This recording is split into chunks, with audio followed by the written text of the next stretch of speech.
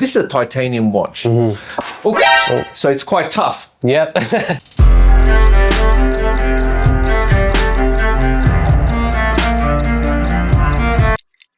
Bond. James Bond. Today we're going to talk about the James Bond watch. Why? Because we've been seeing on YouTube a few notable YouTubers are talking about this watch. This has been around for a while. For those of you who have a keen eye, are Omega aficionados, you will know this is the No Time to Die. Let's call it just the camel version, not the camel toe version, but the camel version. We only have a day tonight. We only have a day tonight. To live and never pray. To play and never die.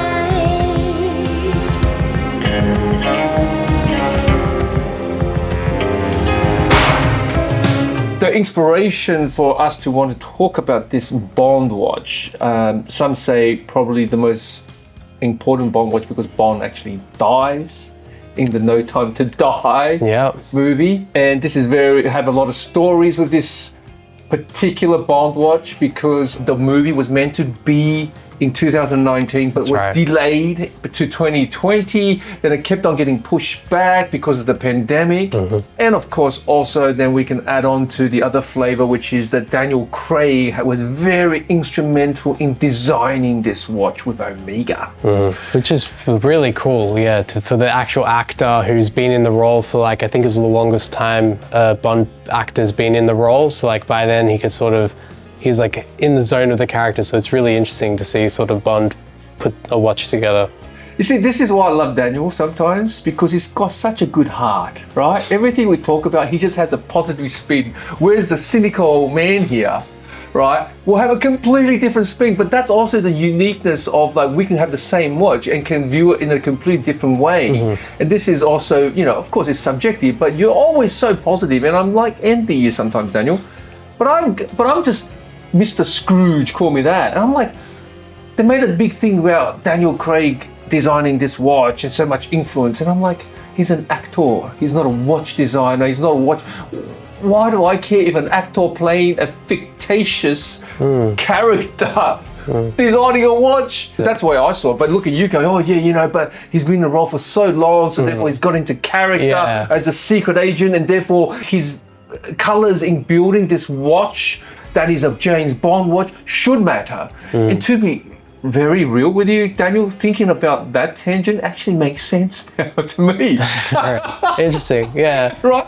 But you can see how he can flip both ways, definitely, right? definitely. So, in the end, he's an actor, but but at the same time, because I saw in the video for preparation, like the different Omegas for the different movies. So like he's the one wearing it all the time, and like wearing the different suits and the outfits and the scenes, so he can sort of start to embody the character, That's right, that's right. You can't be a watch lover or a collector without referring to Rolex, without referring to the man on the moon, right? The Speedmaster, and then you can't be a watch lover or a collector if you don't reference James Bond at one stage or another. You can't finish a paragraph or a sentence without mentioning all of those things. Yeah, there's no other character that's so synonymous with watches, That's right. I mean, there was a certain comfort in watching a James Bond movie. Why? Because you know he was always going to come on top. You know the bad guy was going to lose.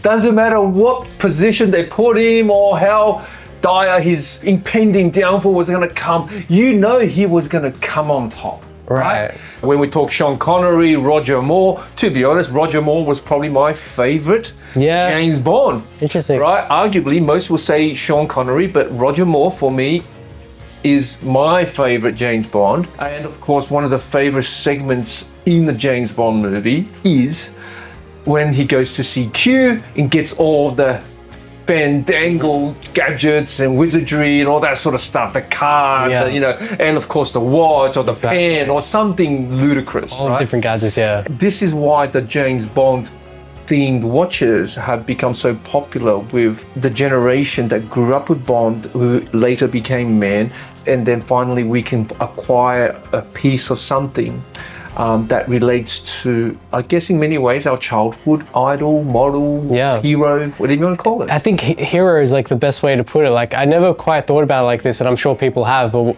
as you were talking about it, I'm like, James Bond's like a superhero. Yeah. And his costume is the different suits he wears. His gauntlet is the Or the watch. women he wears. Exactly, yeah, the women he wears. His Batmobiles are the different Aston Martins he's driving. So he's literally like the adult. I know adults can like superheroes, but he's sort of like the gentleman's superhero. Well, he is the real superhero that it's not beyond our imagination or Right. reality. Guys, if you've never seen a James Bond movie, I highly recommend it.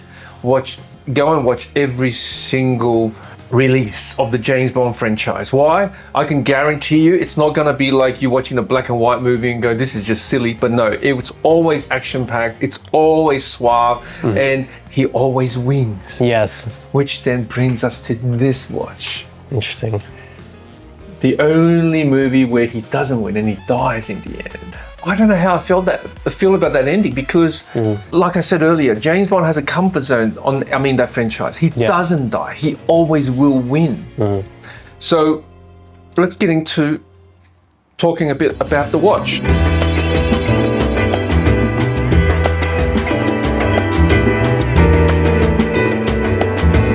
I've always wanted a Seamaster. This is the only Seamaster I own, but I've never enjoyed a Seamaster, and I'll tell you why. I never liked the scallop rotating bezel design, right? You can probably have a look at this particular. You can see the scallop. So you see the little edges on the side. That's what's the scallop bezel. Oh, right? yeah, there's little divots, Yes, I never enjoyed that look. I thought it was rather, it cheapens the watch. Again, I'm going to be hated on again. You know, every episode I get hated. So sorry, guys, Seamaster lovers. I know you love that, but I just don't. And that's why I never owned a Seamaster. For me, Seamaster simply just doesn't stack up to the aesthetics of a Submariner. Submariner is just clean.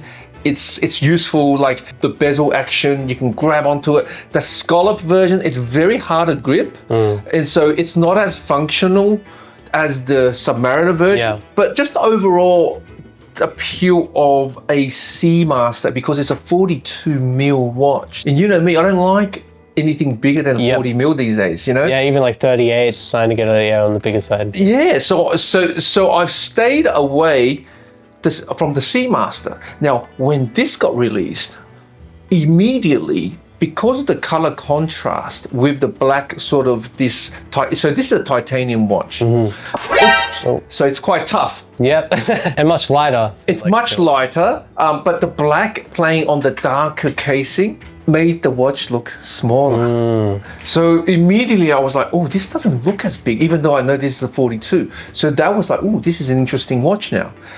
And then I looked at the color, the brown. I really love brown on watches. Chocolate, vintagey, sort of, you know, caramel feel vibe to watches, which I love. People say the markers, they don't like it because it's like a faux patina, which is like a fake aging process on the yellow. But I disagree. I don't think they're trying to make this a faux at all. This is just a color scheme that they went for and chosen this sort of beautiful espresso latte color for the markers. Everything about it is quite stealthy. So, and then of course coupled with the red Seamaster under the Omega logo with the brown, I just thought the color palette on this particular watch, they hit it out the park. Now this is quite a high heavy premium on the traditional Seamaster. This is almost 40% more than a traditional Seamaster, stainless steel Seamaster. And that's because of the titanium? Titanium, and also, of course, you've got the Bond premium, right? You know, this was meant to be a short run, but it's now drawn out. But you can walk into any Omega shop today, you can pick one of these up. A lot of Seamaster lovers are hating on this watch because they say, look, they might not like it because it doesn't have the wave pattern. They don't like it because of the cost mostly and the faux patina. But for me, whatever all of these aficionados of Seamaster hated it, actually draw me to it. That's the interesting about watch collecting and stuff. Right. For a dive watch, it's a relatively thin case. What that means is that it's going to wear very comfortably. It won't stick out. It's going to go hide under the cuff quite easily. And I do wear it under a cuff or, you know, a nice shirt. I really do love the bracelet, the mesh quality bracelet, which is extraordinarily hard to produce. 100%. This is very reminiscent of retro bracelets. Back in the days, in the 70s and early 80s, there were a lot of these mesh bracelets. For whatever reason, you know, it went out of fashion. I used to own a couple of vintage pieces with this beautiful mesh bracelet, which I find is just such a lovely thing to hold on to. Yeah, it feels nice. Yeah, it feels really nice. Almost like if someone's felt like a snake. That's sort of like the scaly. Exactly. Like, yeah, it's a It's very like interesting. it's a ski, like Yeah. a reptilian feel type of thing. And when you wear it on a wrist, it is a very comfortable watch because it's also light, right? So that's what I love about the watches. So let me talk about what I don't like about the watch. First thing, it's titanium. So it's both a good and a bad for me.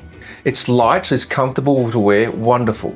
We associate lightness with cheapness. Yeah, that's true. And sometimes I'll wear this and I'll wear my G-Shock or something like that. I forget what I'm wearing, but because it's so light, I'm thinking I'm wearing a cheap plastic watch, right? And then I go, oh no, it's my Omega. That mentality is always fighting against each other because it's on our body. We sometimes we forget what we wear, right? We walk around, oh, I'm wearing a cheap watch today. Yeah, it's really like a beating watch. Oh my God, I'm wearing my Omega. Yeah. Right? This is just in my head, I get it, but it's a real thing when you don't feel something is worth something, you know, it's That's my true. experience. Yeah, you subconsciously, just devalue it or mistreat it. Yeah, And bang then it. it's stuck in your head, right? Second part is that because it's a mesh bracelet and they've sort of made this lovely clasp, it's very functional, but you can see from the multiple layers that they need to sort of fold over, Oh, interesting. this becomes very thick. Wow, yeah. Right?